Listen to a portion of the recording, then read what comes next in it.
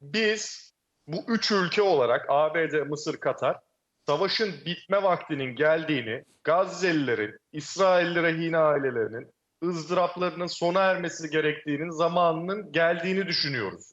İki tarafta hiçbir bahaneye sığınmasın, gelin haftaya görüşelim demişlerdi. O görüşmede geçen hafta Doha'da 48 saat sürmüştü. Ve demişlerdi ki biz bir köprü öneri sunduk. Yani bu üç ülkenin sunduğu öneri. Amerika İsrail'e sunuyor, Mısır ve Katar da Hamas'a sunuyor. Amerika diyor ki ben kendi adamımı ikna ettim. Şimdi sıra sizde. Siz de kendi adamınızı ikna edin. Amiyane tabirle anlatıyorum. Böyle bir durum oluşmuş durumda. Ama Hamas da ısrarla diyor ki ya böyle bir şey yok. Biz Temmuz başında kabul ettiğimiz şartları ilettik. Biz onu kabul etmek istiyoruz diyorlar. Biz bu köprü öneri falan görüşmek istemiyoruz. Çünkü bu köprü öneriyle biz 31 Mayıs'taki şartların bile gerisine düşüyoruz. Ondan bile kötü hale geliyor diyorlar. Bunu diyen Özeti Mısır'da bu var. olayın. Mısır'da da itiraz var. Çok İşte net Mısır'da bir da şekilde itiraz var. söylüyor. Pazartesi günkü toplantıda. İşte nasıl oluyor da Katar ve Mısır mutabık kalıp iknaya gidiyor Hamas tarafını? Burada şöyle bir şey var. Daha önce de bunları ısrarla söylediğimi aslında belki hatırlayacaksınızdır. Bu noktada Hamas'ın hamisi Mısır ve Katar'sa çıkacaklar. Hani öyle haber sızdıran falan değil.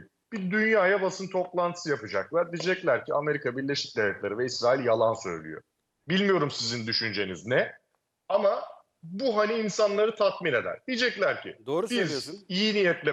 biz iyi niyetle bu görüşmelere katıldık. Biz Hamas'ın arabulucusuyuz. Hamas'ı temsil ediyoruz ve burada Sayın Blinken doğruyu söylememektedir. Burada gerçek şudur. Tüm dünyaya duyuruyoruz. Hamas burada iyi niyetle görüşmeleri yürüttü ama Netanyahu yürütmedi. Şu ana kadar ben böyle bir basın toplantısı görmedim ya da duymadım. Kaçırdıysam da emin değilim. Yani görmedim ben böyle bir toplantı. Ondan dolayı böyle bir şey yaparlarsa çok daha yararlı olur. Ama yapmıyorlarsa bu sefer Blinken çıkıp çünkü dünyaya bütün son dakikaları veriyor. Anlatmak istediğim o yani. Ama işte bunu yapmadığı takdirde Mısır ve Katar Amerika ile İsrail'le aynı çizgiye gelir. İşte sıkıntı orada zaten. Şimdi burada Hamas haklı. Bunların hiçbirini kabul etmem diyor. Bu resmen Gazze'nin, Filistin'in anahtarını karşıya teslim demek. Şimdi Katar ve Mısır bu konuda Amerika ile ikna yoluna gittiyse eğer Hamas'ı aynı çizgide buluştu demektir. Garabet burada. İşte bu nasıl aşılacak?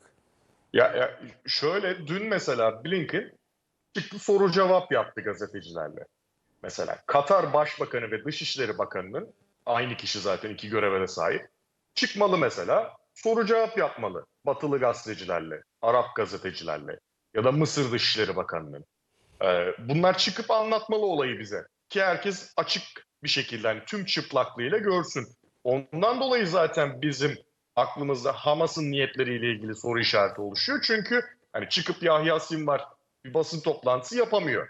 Ama burada biz Mısır ve Katar'dan duysak ya hayır doğru değil aslında Hamas doğru söylüyor diye duysak o zaman fikrimiz değişir. Ama şu an Doğru. Blinken'ın söylemiyle biz yorum yapıyoruz burada. Neyi aktarabiliyoruz? Blinken'ın sözlerini aktarabiliyoruz. Yunus Yunus, şöyle ancak bakın Amerika içinde bile bir fikir birliği yok. Anladığım kadarıyla. Yani Blinken Ama bir zaten şey söylüyor. ayrışmalar olduğunu hep konuşuyorduk. Bir başkası başka bir şey söylüyor. Burada mesela benim edindiğim bilgilere göre yani Yahya Sinvar kesinlikle biraz önce size metninde okudum onun yanıtını. Aracı vasıtasıyla gönderdiği açıklama. İsrail Başbakanı Gazze'de saldırılarını yürütmek için, sürdürmek için daha fazla zaman kazanmaya çalışıyor diyor. Netanyahu anlaşmayı kabul etmiş gibi görünerek blöf yapıyor diyor. Benim yine bölgesel kaynaklardan edindiğim bilgilere göre grupları özellikle söylüyorum. Grupları yani Hamas, İslami Cihat, El Fetih bunu asla kabul etmiyorlar. Yani burada Katar ve Mısır ne kadar Filistinleri temsil ediyor sorusu da gündeme gelir bir süre sonra. O nedenle Ama onu konuşmuştuk zaten İsmet abi. Yani burada asıl bir de sıkıntı o. Gazze'nin geleceğinde şu an Hamas tek söz sahibi gibi karşılanıyor. Neden? Çünkü elinde rehineler var. Ondan dolayı Hamas'ı direkt muhatap alıyor ABD. Yok etme taahhüdü vermiş olsa da ABD Hamas'ı yok etme taahhüdüne sadık ama elinde rehine olduğu için Hamas'ı muhatap alıyor. Senin de bahsettiğin gibi birçok Filistinli grup var ve hatta ABD ve İsrail Gazze'nin geleceğinde Filistin yönetiminin rol alması gerektiğini söylüyor. Bazı reformlar yapıp. Şimdi bu noktada Hamas'ın diğer Filistinli gruplarla bir iktidar mücadelesi olacak mı?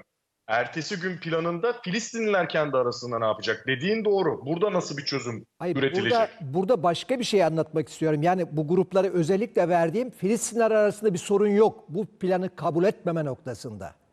Yani hiçbirisi kabul etmiyor. Burada Hamas, İslami Cihat ve El Fethi'yi söylerken bunlar Ama tabii burada- büyük gruplar olduğu için söylüyorum. Yani bu planı hiçbirisi kabul edemez. Etmez yani daha doğrusu. Zaten Bunu Mısır da etmemesi lazım. Katar da etmez. etmemesi lazım. Evet abi ama Yahya Sinvar'ın açıklaması da onu gösteriyor zaten. çözüm planı zaten bu çözüm planı zaten Gazze odaklı bir çözüm planı. Yani toplamda tüm Filistin sorununu çözmeye dönük bir şey önerilmiyor. Şu anda sadece Gazze odaklı bir çözüm planı. Yani Filistin sorununu çözmeye dönük iki devletli bir çözüm ya da müzakere süreci. Melik, Gazze'yi de çözmüyor Gazze ki. odaklı Ya çözmüyor işte. Orayı da Burada çözmüyor. muhatap Çünkü Hamas'tır. Gazze'siz Hayır, burada- deniz bağını Tamam, kestiğin zaman burada o devlet muhatap yaşamaz. Hamas'tır. Mesela burada şu var. İsrail Eyvallah Gazze ama Mısır burada sınırı doğrudan boyunca muhatap varlığını Hamas'tır. azaltarak sürdürecek. Bak Blinken'in Ancak geri çekilmeyecek. İki, Filistin yönetimi İsrail Abi, gözetimi altında hayır, refah burada sınır kapısını şöyle. yönetecek. Şimdi böyle bir şeyleri kabul etmeleri Ve mümkün Blinken müdür? şunu diyor, Gazze şeridini uzun vadede, altını çizelim, uzun vadede biz İsrail'in işgal etmesini istemiyoruz diyor. Orta ve kısa vade, ya uzun vadedine bakmayın işte orada yine Ya ben samimiyetsiz bu bir açıklama, planda işgal et diyor. bu planda bir anlaşmaya varılması Ama ben şu cümleye Şu an takıldım işgal altında mesela. çünkü. Türkiye'nin dediğinden de birleştirelim ama ben şu cümleyi daha dikkatimi çek. Gazze'ye ilişkin anlaşma İsrail'in ve ilgili tüm tarafların çıkarına olacaktır. İlgili tüm tarafları neden Filistin çıkarına değil mesela? Ya zaten laf kalabalığı. bu psikolojik savaş. şu- Hayır, diyor ki İsrail'in ve ilgili tarafların, ilgili taraflar derken ucu açık, hani bu işte terör grupları diyor ama PKK'yı demiyor. Neden biz ısrarla PKK denilsin, YPG denilsin? Yoksa ilgili taraflar, Ha, işte yani bu hep işte- hep ucu açık. Aklınca işte bu işte masada söz sahibi olanlar yani Katar'ı, Mısır'ı, işte kendini ve diğer iki muhatap tarafı kastediyor ama Ya yine suçlu burada tek Hamas'ı ilan taraflı- edecekler. Tabii canım, bu ya öyle. biz Tek uğraştık taraflı- didindik, suçlu Hamas Ha, diyecek. onlar kabul Ama işte etmedi onu da diyecekler. yani onu da yemiyor kimse Evet, artık. kimse yemiyor. Bakın Yani ben bugüne zaten- kadar O noktaya geldik zaten. evet. Tabii Bence de tabii. geldik Suçlu zaten. Hamas He. oldu şu anda yine. Bakın bugüne kadar bu sözü geçen Arap ülkelerini şöyle tehdit ediyorlardı. Hamas burada kazanırsa bakın sizin iktidarlarınız da tehlikeye girer diye onlara bu tür işler yapıyorlardı. Ancak şu anda manzara biraz değişmiş gözüküyor. Bakın Suudi Arabistan Veliaht Prensi kendisine yapılacak suikastten korkuyor diye haberler çıkıyor. Yani bazı önlemler aldığı anlaşılıyor. Yani oralarda Ama onun sebebi de var İsmet abi. Şeyi diyor yani ben Amerika'yla iyileşme bu mega anlaşmayı imzalayacak ya ben bunu yapacağım diye kellem gidecek diye korkuyorum diyor. ama orada asıl sorun bence o değil. Asıl sorun Saddam'ı ne diye vurdular Irak'ı 1 milyon kişiyi niye öldürdüler? Petrol satışındaki dolar şartını kaldırdığı için. Şimdi Suudi Arabistan çok kritik işler yapıyor. BRICS'e giriyor, Çin'le yuan üzerinden petrol anlaşması yap. Hani Amerika'nın çılgına çevirecek işler yapıyor. Suudi Arabistan bu işi yaparsa bir süre sonra bu diğer ülkelere de yansıyacak. Bence orada sadece... Ondan işte bu mega anlaşmayla bağlamaya çalışıyorlar. İşte yani Selman'ı. orada sadece şey değil mesele. Efendim sadece ben işte İsrail'le anlaşma yapınca yani şimdi Suudi Arabistan kralı orada kendisine suikast yapacağının Suudi Arabistan'da Filistinliler olmayacağını bilir. Ters algı yapıyor o zaman. Yani. şimdi burada Emrah'a az önce soracağım soru oydu. İsrail medyasında bu masa, bu anlaşma nasıl tezgahlanıyor halka? Yani örnek biz barıştan yanayız diyor ya esirler konusunda sıkıntı var. Masaya koşuyoruz, her türlü şartı da hazırız ama Hamas'ta sıkıntı var. Bu medya yoluyla argo tabir pompalanıyor mu bu haber? Ama Çünkü işte o işin sonu eylem buraya varsa geliyor. bakın bu yere isimlerinin yazılması, ortalığın karışması, birden ortalığın hareketlenmesi, muhalefetin devreye girmesi varsa bence amaçlanan noktaya ulaşılmamış demektir. Ben öyle algıladım. Ha, Sokaklar Emrah'ın karışabilir dedi Emrah. açıklamasından. İşte hayır, Sokakların ya- hareketlenmesinden ters tepti diyor ya. işte onu önlemek Ne için zaman yarın demiş? böyle bir Cuma mı algıya demişti? Perşembe, dedi? cuma olmazsa hafta sonu karışır Hafta dedi sonu ortalık. kesin karışır. İşte yarın böyle bir algıya yönelebilir İsrail. Biz doğru esirleri düşünerek masa diyoruz ama Hamas kaçıyor. Çünkü bak şu çok net. Hani iki tarafta da kayıplar var lafını hep ısrarla getiriyorum. Bir dengeleme, bir eşitleme, bir Hamas'ın üzerine bütün işi yıkma politikası koşturarak geliyor. İşte orada Ya bence orada bana göre bir olmadığı eşitleme gözüküyor. yok. Orada bir eşitleme yok. Orada olayı İsrail'in bu yaptıklarını ya da sivil ölümlerini meşrulaştırma çabası var. İşte o eşitlemeden kastım o Ama zaten. Onların da eşitleme sivilleri olmuyor. öldü. Orada eşitleme olmuyor. Şöyle yani Yani bu bir bak, savaş iki İsrail'de taraftan da. siviller öldü.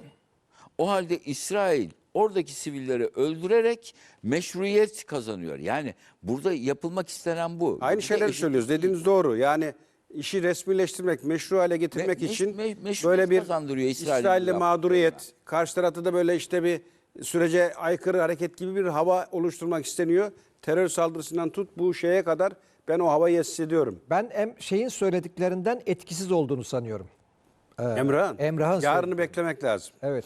Yarın eğer yani gene aynı hava devamsa dediğiniz doğru ama bir anda medyada böyle bir algıyı bir körükleyebilirler. Biz gidiyoruz, her türlü şartı kabul ettik. Gelmeyen Hamas.